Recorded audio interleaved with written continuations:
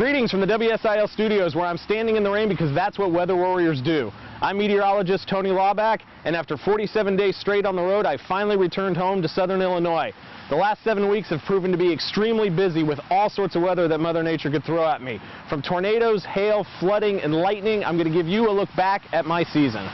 From start to finish, the 2015 storm season kept me hauling all over the plains in search of spinning clouds, giant ice, and water where there shouldn't be water, and I found plenty of all of that.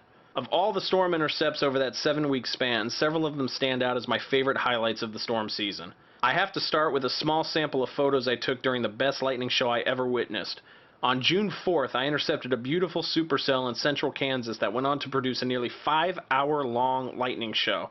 I filled my memory card with over 400 shots that I'm still trying to process even now. And even prior to the sparks, the storm left behind some of the biggest hail I would see all season.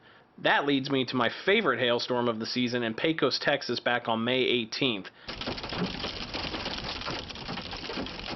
They say everything is bigger in Texas, and that sure goes for the hail too. While the size was impressive, it was the depth that made this the best hailer of the year. But that storm was not the one that cost me the windshield. This one did, and it earns the award for the biggest surprise day of the season. May 28th was a casual gentleman's chase in southwest Kansas that was supposed to be a joyride for some storms to pass the time on what was a very slow week. Tornado on the ground! But it ultimately yielded 4 tornadoes in a very marginal setup. In addition to the tornadoes, the hail I was expecting did send me to the shop for new glass, which I only had to replace one time this season. And while the best tornadoes of the year came to me prior to my start of the Weather Warrior project in early May, the tornadoes on June 5th in northeast Colorado earned the belt for the best tornado day of the project. In addition to being the day I'd see the most tornadoes on, they were the first for my storm chase partner, Andrea Rector. Oh, yeah! With those tornadoes included in the 11 I saw in Colorado during the entire season, Colorado earns top honors for the state of the year for me. Wow.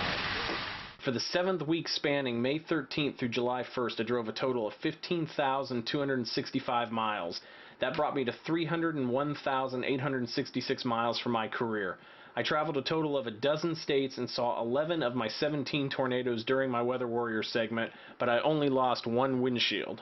And if you haven't already, head to Facebook/Tony Laubach and follow me on my Facebook page, or at LaubachT for my Twitter page. I'll continue to update those throughout the off-season of any weather adventures I have, and of course, I will be back again for the 2016 storm season.